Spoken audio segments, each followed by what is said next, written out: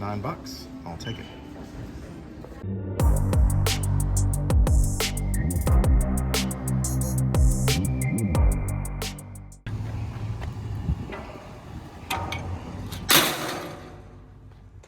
I picked this up at a local thrift store, and by the time I added tax and a little bit of a donation, it was $10. So you can't buy the angle iron at the hardware store for $10. You just can't. So basically, this is angle iron. What I've got to do is grind all these rivets out and remove these little studs and get rid of the legs and all that stuff. So I'm going to start on that, grinding all this stuff away, get this stuff cleaned up. And I do have some measurements. Basically what we're going to be doing is building a tailgate for our utility trailer. And those are the dimensions: 59.5 wide, 14 inches tall. So I should have plenty of metal here to do that. So follow along, and here we go. All right, so now you can probably see the method to the madness, as the saying goes. This is what we're left with. 6 pieces of angle iron in varying lengths, and I kept these 2 brackets. May or may not be able to do something with that. We'll see. All right, so next up, I've got to start measuring the long pieces, and then we'll do the sides and then fill in the middle. And what we're welding with, just a Harbor Freight titanium Easy Flux 125. These are pretty easy to use. I'm not a welder, and I've been able to do some functional things with it. So with very little practice. So if you want to start welding, don't know how or don't know where to start, and don't want to spend a lot of money, this is your go-to.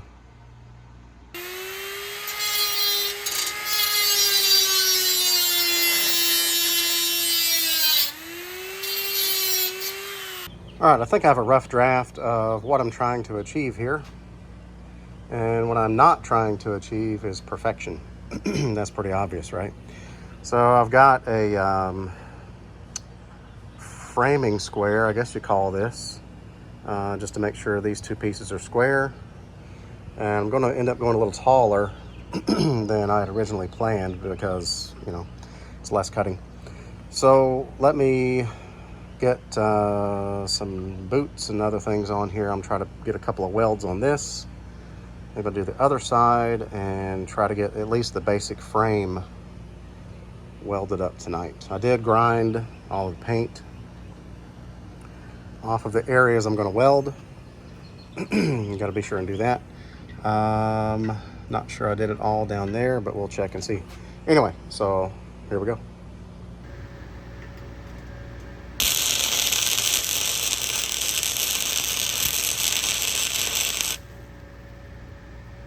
Okay.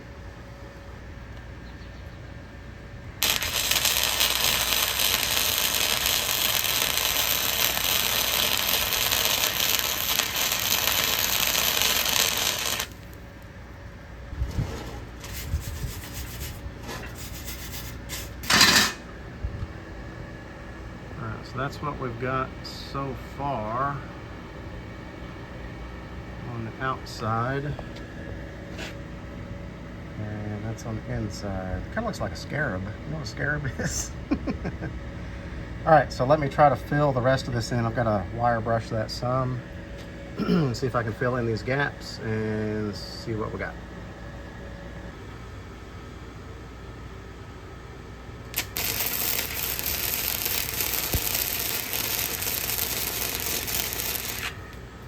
All right, so we have our basic frame built. Yeah, things look worse on the phone, right? So the welds are absolutely ugly. So one drawback to the flux core welder is they're messy. You have a lot of splatter, and inexperience like that makes things even worse. So I'll try to grind some of this a little bit. I'm going to paint it, spray mom it. I don't really care what it looks like as long as it doesn't fall apart. So, let's see if it's going to hold. All right, so if you're wearing earbuds, I would take them out. So if this will stay together when I drop it, I'm going to assume that it's good. We'll try it and see.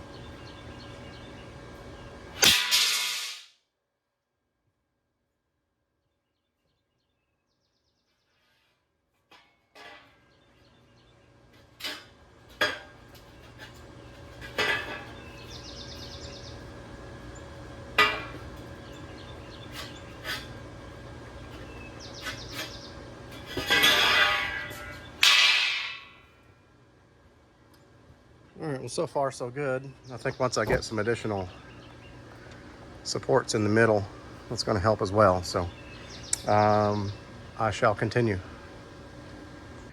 All right, so this will be the next phase, so to speak.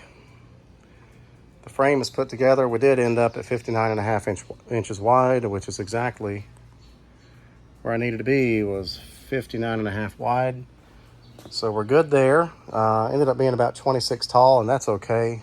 The purpose of this is really just to keep, bags of mulch or, bags of Skittles or whatever else you're hauling from flying out the back. That's all I'm after. I'm not going to be driving anything over it. I'm going to put some hinges on here. I can remove it if I need to because the trailer does tilt. If I need to drive the old snapper mower, hiding in the corner, if I need to drive the snapper mower on there, I'll still be able to. This is just a stop for things, to keep things from flying out the back. It's all it is. So anyway, that's it for tonight. And I will pick up again pretty soon. All right, we are back at it. I have turned the heat down on the welder. Now keep in mind, this is not a welding how-to. I'm not teaching you how to weld. That is obvious. But all I'm doing is sharing an idea that you can build a trailer gate out of a bed frame. That's it. So I'm going to keep going with this. I think the heat might be okay, not sure. So let's go. Gloves will be good.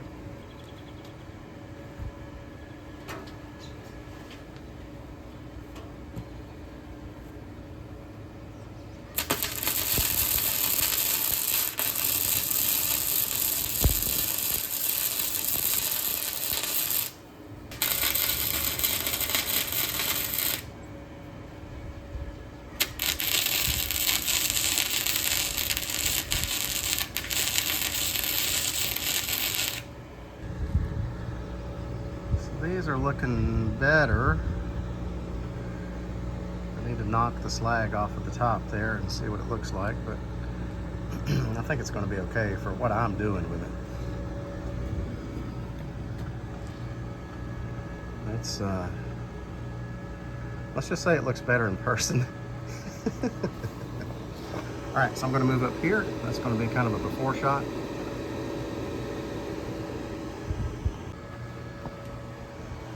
Well, I forgot to hit record, but you really didn't miss much. So I did fill in that hole right there.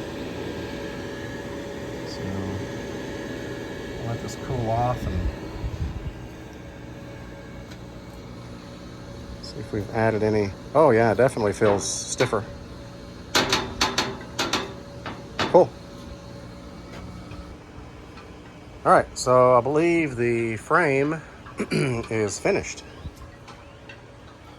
Just have to figure out what kind of wire or mesh or something to put on this side. And let's see if it'll stay together. All right, earbud alert.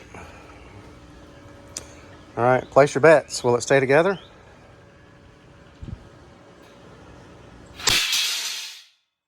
Good Lord, that's loud. Hey, it didn't come apart. All right, I'm gonna call that a win.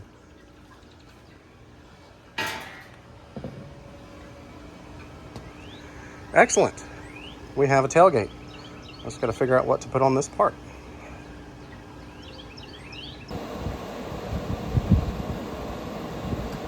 It's getting warm here in East Tennessee. We're mid-80s today, but here's an update on our crappy $10 gate.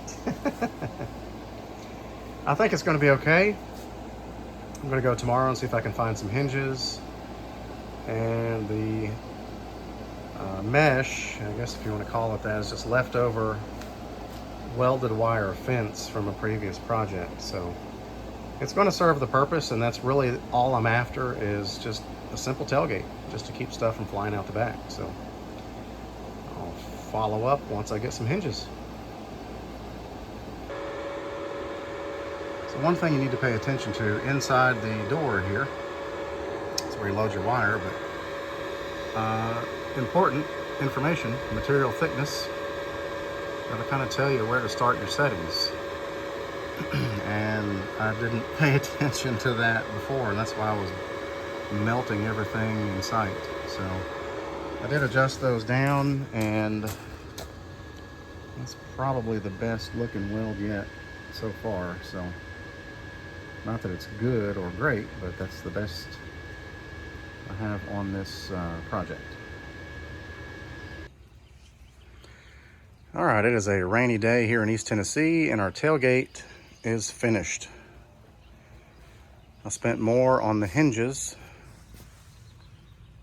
than I did on the whole tailgate. They were 18 bucks, something like that. So remember, 10 bucks on the frame, bed frame, and I think I spent 18 bucks on the hinges. So we're under 30 bucks for a tailgate. So remember these brackets. I told you I was going to save these brackets early in the video. And I found these pins in my stash, which I welded on there. So basically how these work is I've got these clips, and when it's closed or latched, I'll just put those clips in. I did not build this to drive things over it. That's just a welded wire fence we had left over from a different project. That's just zip tied in place for now. So once Tailgate 2.0 comes along, maybe I'll get some expanded metal and weld that on there, and you'll be able to drive over it. So anyway, that's it, guys. If you have a utility trailer that's missing a tailgate, pick up the bed frame. Now on this one, a tip, I ground these pins flat so they would lay flat on the trailer, and my pin goes in crooked. So I should have thought about that first. Now I did catch that on the other side, where the pin kind of goes vertical.